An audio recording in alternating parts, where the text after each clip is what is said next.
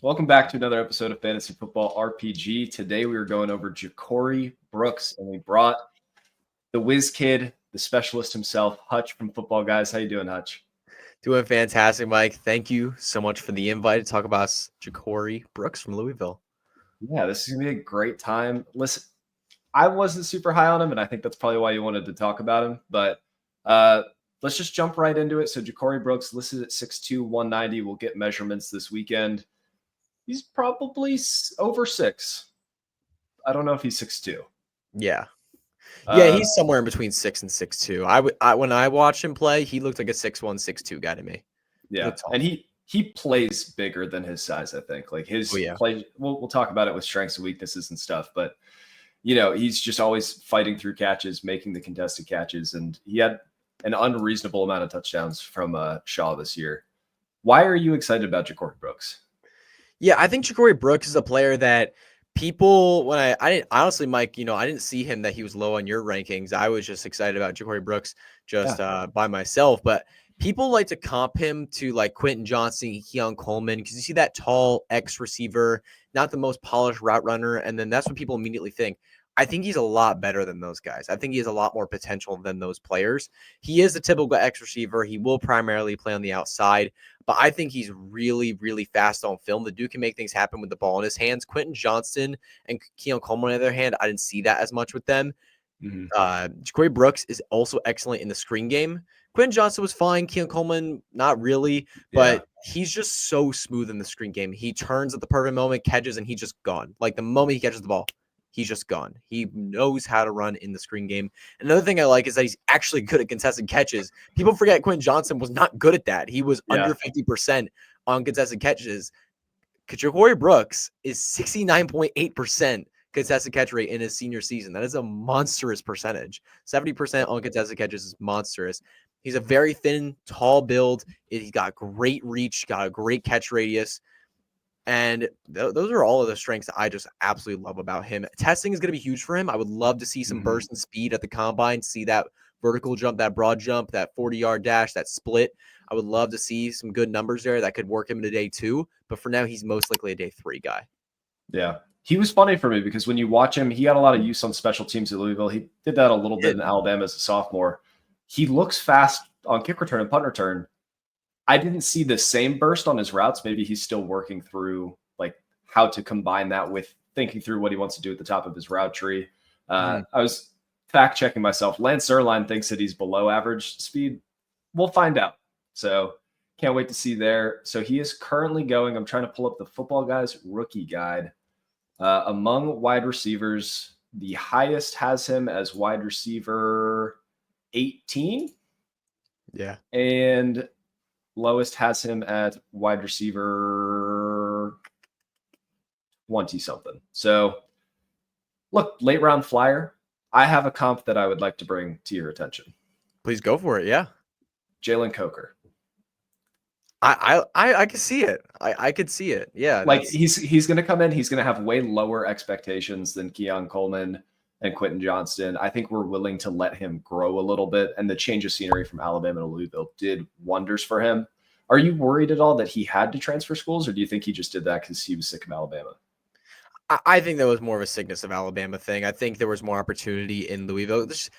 It's tough for him, man. There's so many guys at Bama, so many talented players. You had more opportunity in Louisville to showcase yourself of why you're a talented receiver, why you're a talented guy. He put up over 1,000 yards in his senior season at Louisville. It's just Alabama's just crowded, man. If you're not the peak, the best of the best, you're just not going to produce, and you're not going to be able to showcase yourself.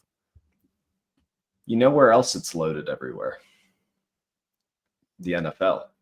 Yeah, it is. Oh, yeah. So a little bit of concern there. I think the bull case for him is that he goes late day 2, early day 3. Do you think he sneaks any higher than that? Or do you think no? Yeah, this is probably at best a round 3 guy. This is probably, if he has a good combine, he'll sneak in around 3, maybe early round 3. But if he doesn't have a great combine, he's likely going like round 4.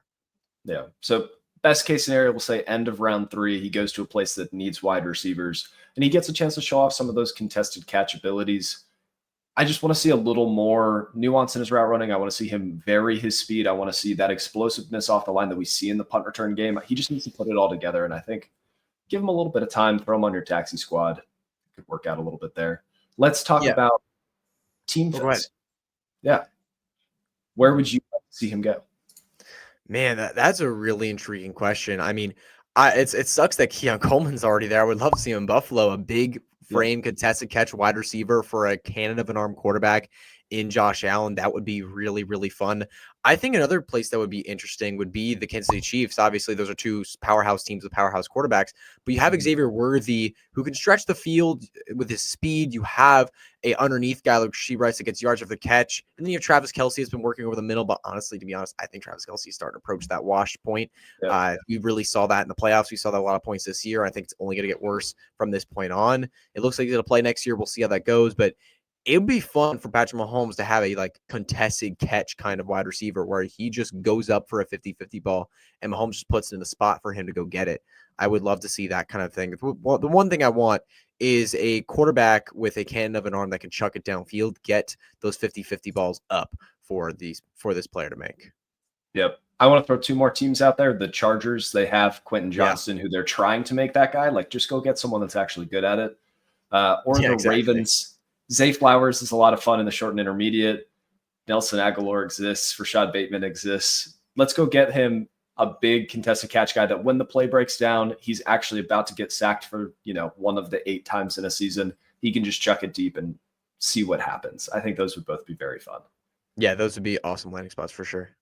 Now let's flip on over to Dynasty Outlook. In one quarterback leagues, he is currently going undrafted. We only have 2 rounds of ADP over at Football Guys right now. Where do you think his price is going to settle? Let's say he goes 4th round to the Bills. Do you think that he would end up sneaking into the 3rd round of our rookie drafts, or do you think he would stay in the 4th?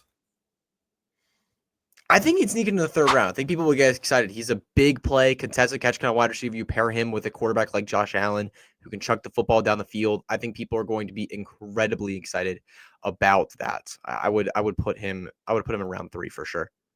Okay. And you would be in at cost then, I'm guessing, because you love Brooks?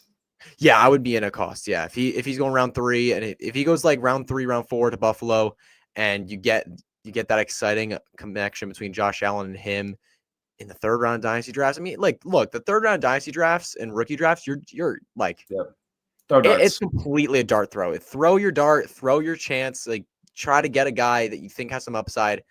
I think Jacory Brooks with that big playability has a lot of it. Awesome. Well, hey, I appreciate the time. You didn't have to dress up for us. I really appreciate that. It's my work fit. No, you dress up for the show. I get it. You want to tell people where to find you, and then we'll close on out. Yeah, you all can follow me on Twitter. I'm at HutchinsonB_FF. You can follow me over there and check out my work with Football Guys. Check out Hutch Coming in Clutch, my podcast dropping every Thursday. But yeah, Mike, thank you again so much for coming on. And I apologize for the phone calls coming in. I had to silence them real quick. It happens. But thanks so much for listening, everybody. Be sure to like and subscribe. We'll catch you next time.